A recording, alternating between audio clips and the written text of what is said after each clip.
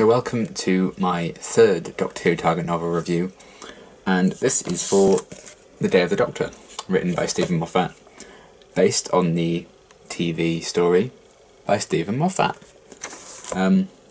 Steven came back to write the novelisation of his own episodes, just like Russell T Davies did with The Rose. And obviously, this is kind of a big deal because The Day of the Doctor is obviously the 50th anniversary special. And there's a lot of hype about that episode. And I know there are like mixed opinions of how it turned out and how they should have brought more classic Doctors back, damn it. But at the same time, would it have really worked to do that? I don't know. Personally, if you ask me, I thought The Day of the Doctor was really, really good. I really enjoy it a lot. I don't mind the War Doctor, that we have that. I think with the pressure that Steven Moffat had to deliver, I think he did a pretty brilliant job. Moffat gets a lot of hate in the fandom, I know that. I definitely don't hate him as much as most. I actually really like his era of Doctor Who, for the most part. There are a few things I really, really disagree with, decisions he's made, etc, etc. But maybe it's because I really like Matt Smith. But I also really like Steven's kind of style of writing for the most part, and while he doesn't, for me, his setup for like mysteries and setup for some things is better than the actual resolutions. I still think he's a very talented writer, and I don't think Doctor Who would be as talked about as it still is without his run. So you've got to give him credit for that, if nothing else. But anyway, getting into what I'm actually supposed to be talking about. I'm rambling already, good. This is actually Steven Moffat's first ever novel, not just for Doctor Who, but ever. So that's something, that's quite a milestone. And yeah, The Day of the Doctor, just by its definition and what happens and what it really is always going to be hard to kind of adapt into a novel. So Steven did have a hell of a task to undertake, really. There's so many different ways it could have been done, but he just had to kind of pick one way of telling the story and just rolling with it. And in this case, what Steven Moffat decided to do, which is already setting this apart from the previous two novels I reviewed, is that this is written mainly in first person, through several different characters' points of views, whereas previously in the other two target novels I looked at, it was all in third person. And also another little thing, this is dedicated to John Hurt, which I thought was really nice, because obviously he sadly passed away, and he played the War Doctor in Day of the Doctor, so I thought that was nice that they did that. But yeah, so it's already kind of quite different in feel to the previous two novelisations I reviewed, obviously because those two are also from the Russell T Davies era, and this is from the Steven Moffat era. It's also 231 pages, so it is considerably longer than the previous two, and the actual font and the text on the pages is smaller in this as well. So if it had been the same size font as Rose and the Christmas Invasion, I think it would have been even chunkier than this. But yeah, so it's told mostly in first person. Classic Steven Moffat as well. The chapter titles kind of all in different orders and stuff. It's not like chapter 1, 2, 3, 4. It's like chapter 8, chapter 11, chapter 10, etc, etc. It all makes sense, but it's just classic Steven Moffat, isn't it? And most of them also feature, like, the titles are always like something something of the Doctor, whereas the final chapter is just called The Doctor. So that's pretty cool. But yes, it's a very timey-wimey way to tell the story in terms of chapters. And also, there is kind of a narrator who has like a couple of pages speaking in between each of the chapters, because it's kind of presented this story as a compilation of like archives and like documents that have been written. So it's kind of like an introduction to each chapter, and that therefore if you put them all together it tells the story of the Day of the Doctor. Because some things do kind of happen in the novelisation in a different sequence to the actual episode, which I found quite interesting actually. I'll talk more about the narrator later. Narrator later? That sounded weird. Because I have a lot to say about how that pans out. I will be honest, I went in with low expectations for this novel because of stuff I'd heard previously about what was in there that I did not like the sound of at all. But honestly, I really enjoyed it. I think Steven Moffat did a really good job. And the things that I read about that I didn't like, I still don't really, but they're tiny little things compared to the rest of it. But also in classic Moffat style, but as a reflection of kind of the fan base. It is mainly stuff about the Day of the Doctor novelisation. A lot of it is stuff I have mixed feelings about. I'm mixed about most of what happens and what it entails. I do have positives and negatives, but it is mainly kind of a blur of mixed feelings. I don't know if you can see it. I like colour-coded all my notes, and it is mostly yellow. So it's not really a bad thing, because it still means I kind of like it. Overall, I would say I really enjoyed it. There was only a couple of things that I absolutely hated. But I'll get into that. But I think I'll probably just start with the positives, then go into the stuff I didn't really, I've had mixed feelings of, and then stuff I didn't like. It's a very difficult episode to write, I imagine, and a very difficult novel to write, and therefore it's kind of difficult for me to review. But there we are. Nevertheless, I'm going to try. Enjoy, buckle up. Hopefully this won't be ridiculously long, but we'll see. So let's start with the positives. First of all, nice little surprise actually. The first chapter of the novel is The Night of the Doctor, which is the 8-minute kind of story that was uploaded. I don't know if it was like a week or so before The Day of the Doctor was broadcast, but yeah, obviously it was the big return of Paul McGann getting his own little mini adventure and his regeneration into John Hurt's War Doctor. So that is the first chapter of the book, which I really, really like. There's a bit of extra stuff added. It's really, really nice. And yeah, I just really enjoyed that was there. I wasn't expecting that at all. So it is nice to see the 8th Doctor get a bit of love in some novelisations. Another thing I like is that despite how timey-wimey it all is and laid out, etc., and how the story is presented to us, it is quite easy to follow. But then again, it's kind of because I know the story back to front. I don't know if that's just why I could find it quite easy to, follow and go with. I don't think, if you're a casual viewer or casual fan who'd seen it maybe once and then read the novelisation, I think you would be a bit confused about what's happening. Maybe not, but I could understand why you might be. And another thing I really, really liked, in terms of characters, we got a lot more about the War Doctor and how he ticks and his emotional journey. We get a real insight into it, and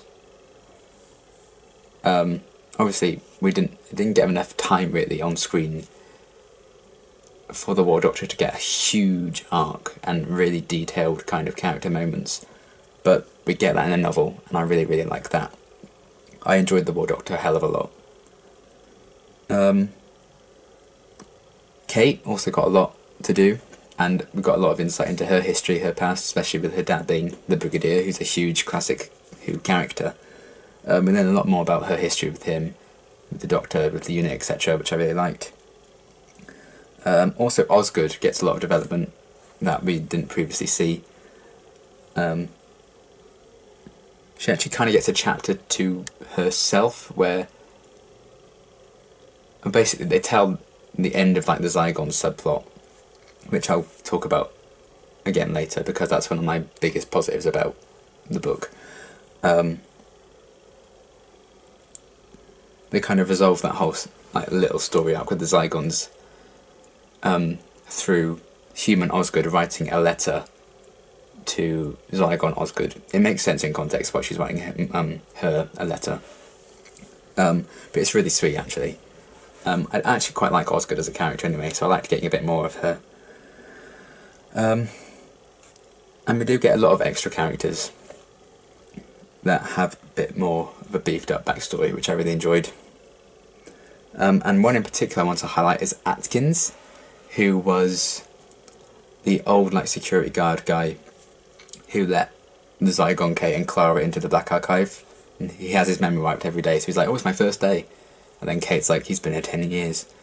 And when I first watched the story, I thought, oh my god, like that's actually pretty dark that that guy has been there for 10 years. And 10 years of his life he's forgotten because his memory keeps getting wiped every single day. And they explore that a lot in this. And I loved it. Oh my god, it gets really dark. Atkins does not get a very good fate, really. She might wonder how... well, obviously we see the Zygon Kate get in with Clara originally. So when the real Kate returns to the Black Archive, you'd wonder, why did Atkins, like, let her in when he's already let Kate in and she hasn't left yet? Stuff like that. That gets explained in quite a tragic way. That's all I'll say. But yeah, I loved what they did with Atkins. I wasn't expecting to get that development with him, but I'm glad we did, because it was dark as hell. So yeah, I loved all that kind of character beats. Well,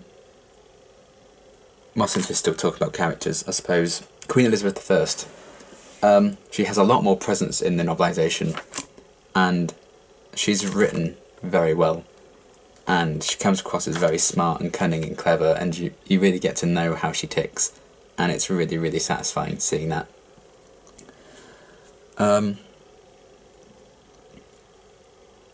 We also get a lot of gaps being filled in. Most of the questions you may have about the Day of the Doctor, I would say a good like 95% of them will get answered in the novelisation. A lot of gaps are filled in, or plot holes, even though most people will call them plot holes, even though they just don't want to fill in the gaps themselves, or if an explanation is given to them, they'll be like, oh no, that's rubbish. Nah, I'm not accepting that. But that's the explanation, so accept it for God's sake. Fans like that really annoy me. But yeah, lots of gaps are filled in. It feels more like a complete kind of story and well-rounded, tied up with a bow kind of novelisation. So we learn a lot more about the 10th Doctor interacting with Elizabeth I, how they ended up in the situation they did with the picnic and everything. We learn about the creation of the Black Archive, and it has a surprising link to the Zygons, which I really, really enjoyed. I thought it was really satisfying. And it just added to kind of the Zygon plot as well. But yeah, one of my favourite things about the novelisation is how well handled the Zygon subplot is. I think the TV story gets a lot of quite rightly warranted complaints that there wasn't much of a resolution to the Zygon plot there and then. Obviously we kind of got a bit more of that in future stories. But here it's tied up really nicely, and it feels like a complete story arc, which I really, really enjoyed. I also liked, well, it's kind of a mixed thing, but a lot of references. There are quite a few subtle references and some not so subtle references to other classic stories, classic characters, classic Doctors, etc, etc. And for the most part they do really work. We'll talk about some that didn't later on, but I liked a lot of them, like most of them. So that was really cool. It's not like in your face, so I enjoyed that. And one character thing I really did enjoy, there actually are quite some significant changes to the story in the novel. For instance, when all the Doctors come to save Gallifrey, the 12th Doctor's role is expanded. We don't just write, we see his eyes staring down the camera. We don't get that. The 12th Doctor actually has a physical presence in that sequence. And I really enjoyed that. It's very brief, but I enjoyed it a hell of a lot. What else? Another thing I was surprisingly moved by was the connection between the War Doctor and Clara. We did get a bit of that in the actual story with their scene together, when they were like talking, when they were like sat down with a cup of tea and stuff like that, and when they were saying goodbye. But it's expanded a lot more in the novel, and we get a lot of a more deeper insight into why the War Doctor is so taken with Clara. I'm quite taken with Clara myself. Oops, definitely not obsessed. But yeah, I just thought their connection was really well handled in the novel, and I thought it was really sweet. And my final big positive, well, one of the things people were kind of annoyed about was the revelation that the first two Doctors were colourblind. Because obviously those were the years when it was black and white. When John Pertwee took over, it started being in colour. So he's like, oh, the Doctor's colourblind for his first two incarnations. I didn't mind it. It's just a throwaway fun little thing. I don't really... You can take that with a pinch of salt, really. But the other thing... I don't think I should love it, but I really do. The Day of the Doctor novelisation makes the Peter Cushing movies canon in a really clever way. It makes it canon, but not canon. I don't want to go too much into it. Like, Peter Cushing isn't like the Doctor. He is Peter Cushing in, like, the world of Doctor Who. He is an actor playing the Doctor. But the explanation for how these films came about, I really, really enjoyed. It's very briefly touched on, but I really enjoyed that a hell of a lot. So those are like my main positives, and I already feel like this video is going to be like 2.5 million hours long, I don't know. Sorry in advance. Yeah, so those are my positives. Now we're going to go into the things I was kind of mixed about, and that is basically most of my notes. First of all, the Moffatisms. I know some people think Moffat is often too clever and trying to show off and say, oh, look how clever and smart I am by making these convoluted kind of things. There are a few of those kind of things in the novel. Some of them grated on me, some of them didn't. But I think overall it is kind of an interesting insight into him as a writer. He's a very talented writer. I think the novel is very well written overall. And it's kind of interesting seeing what he's taken out from the TV story and what he's added in and what he's kind of altered a bit. So you're seeing, like, over time how he's reflected on the story, and maybe some things he didn't like, he's changed, and some things he did like, he's like altered and stuff. It's very interesting in that regard. But there are some unnecessary, like, segments of text where it does feel like he's just showing off and making jokes, thinking, oh, look how clever I am. It does come across as a bit arrogant in some brief segments. And also, sometimes he will make a joke or a remark at the expense of the characters. There are some things that the War Doctor says, or the 10th or 11th Doctor say,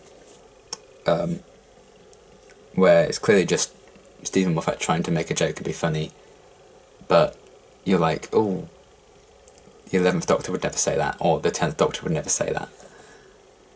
So that was kind of annoying. But some of them I didn't mind as much.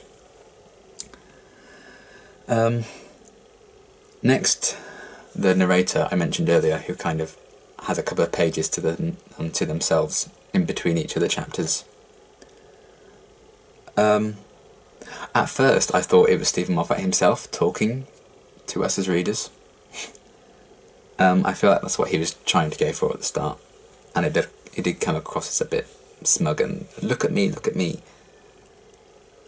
But it's not Steven Moffat. It is revealed to be someone else. I even wrote down, I guessed who it was, page 162. So that's about 70 pages before the end. It all clicked and I was like, okay. It's actually quite a clever reveal. I liked what he was going for, but the journey to get there was kind of not as enjoyable for me as a reader, because it just seemed like a bit showy-offy.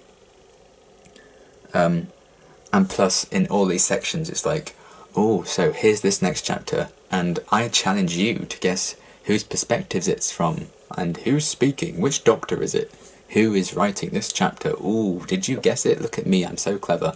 It does come across like smarmy in a way, and that kind of grated on me, especially when most of those sections offer that challenge to you, and it's kind of pretty obvious after one page whose perspective it is for the chapter. Now another thing I'm mixed on is the fact that it was written in third person. I like it in a way. Not third person, first person. It was written in first person. It gives a kind of a deeper insight into the characters, but you could have done that in third person anyway. But if you'd only casually watched the episode before, or you'd never seen it and just wanted to read the novelisation, you would have no fucking idea who's speaking in the scenes with the three doctors together. Because Steven Moffat basically says, well, they're all the Doctor, so I'm just going to call them the Doctor, and it's up to you to work out who's saying what. So if you know who says what in the episode, you would kind of piece it together, but then there are extra lines that have been added in, and he has swapped sometimes what Doctor has said what line. So it does get a bit confusing, and kind of unnecessarily so as well. And obviously if it was in third person, you could have just said the 10th Doctor or whatever. It does get a bit clearer later on, once all the Doctors have established nicknames for each other, and then we get a chapter from their perspective, and we'll be like, oh, some blah blah blah blah, Grandad said, blah blah blah blah, Sandshoes said, blah blah blah blah, etc.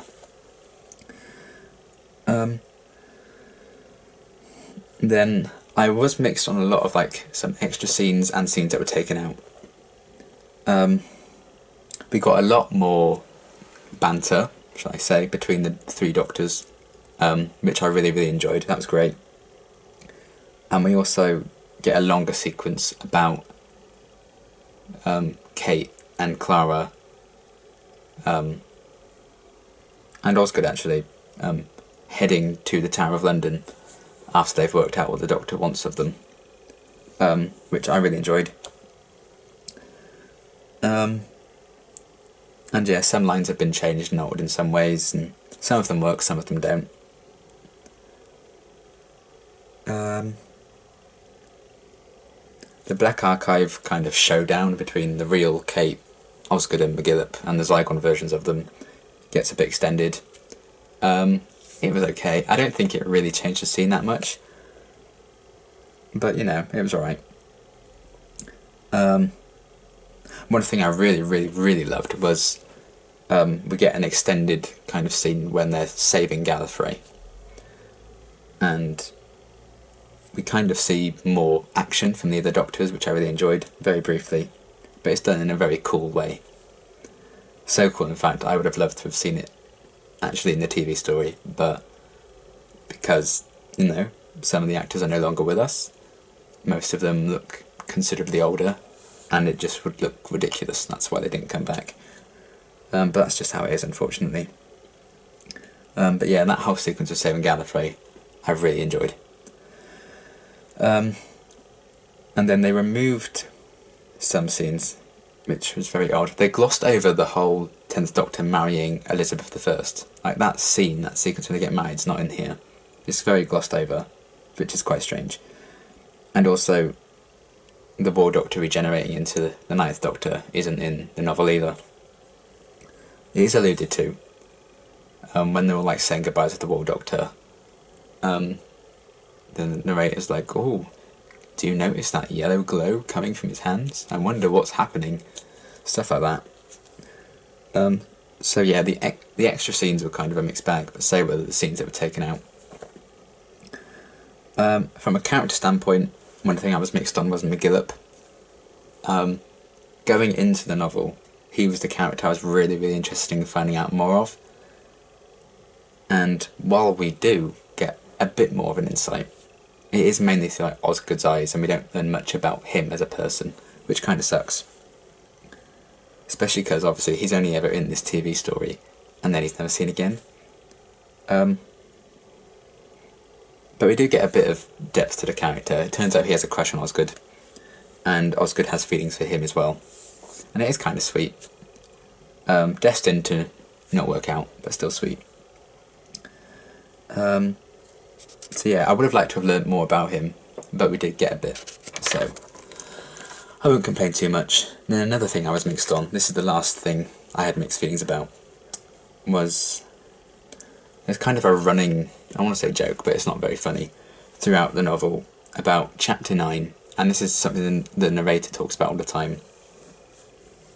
Because he's like, "Oh, I'm getting all these complaints from readers about Chapter 9, because he always warns us as readers to not skip ahead and read Chapter 9, because obviously it's all out of sequence and stuff. And it's kind of, the big reveal is that there isn't a Chapter 9 in the book, because Chapter 9 is about the Silence, so you forget about it. But it's also kind of very strongly hinted at. Chapter 9 is missing because Christopher Eccleston didn't come back for the 50th anniversary, and obviously he's the 9th Doctor.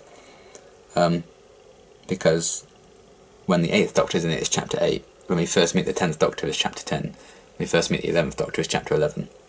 You kind of know what they're going for there.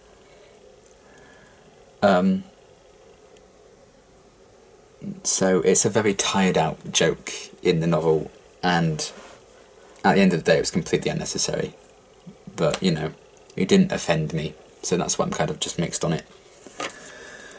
Then finally, things I didn't like.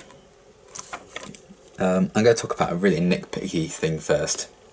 The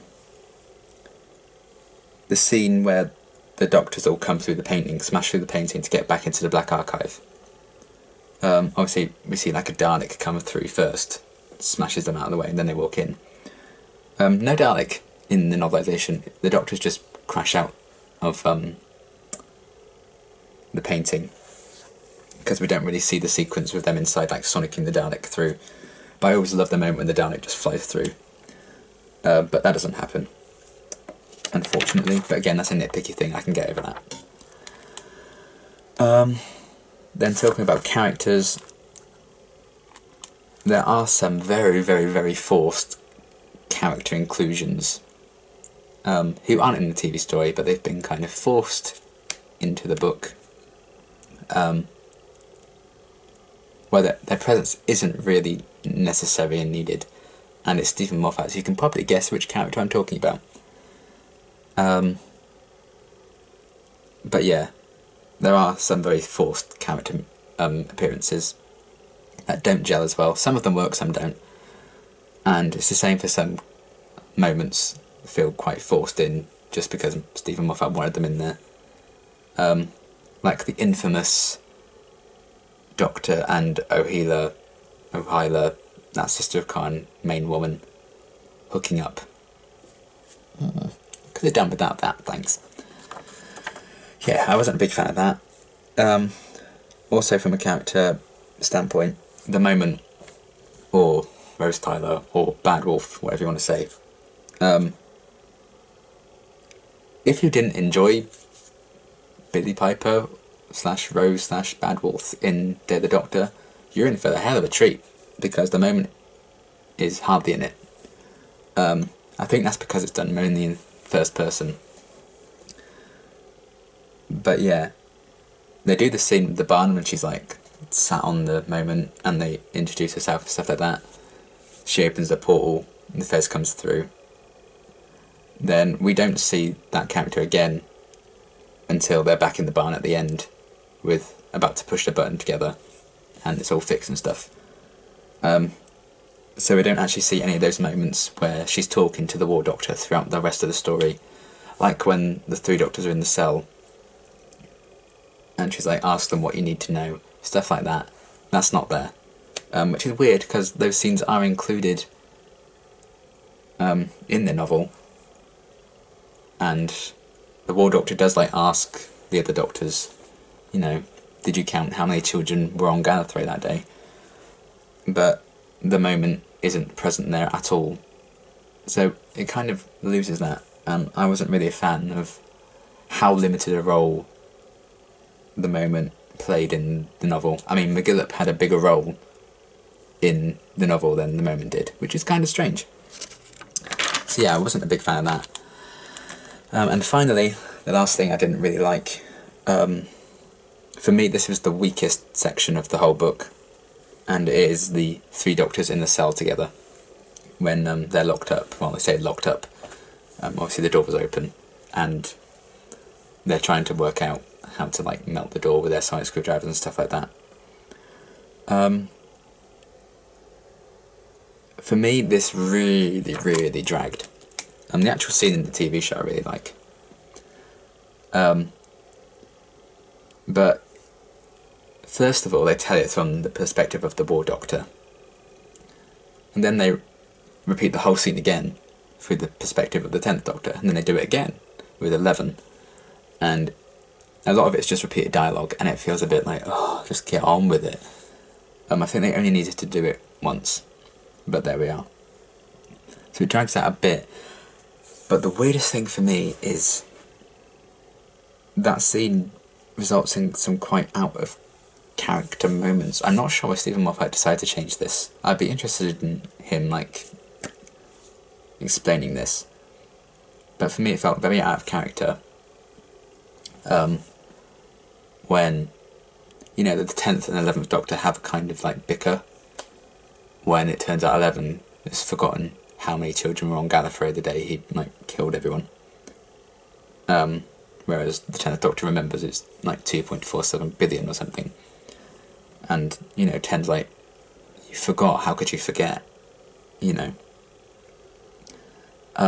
In the novel, it gets violent.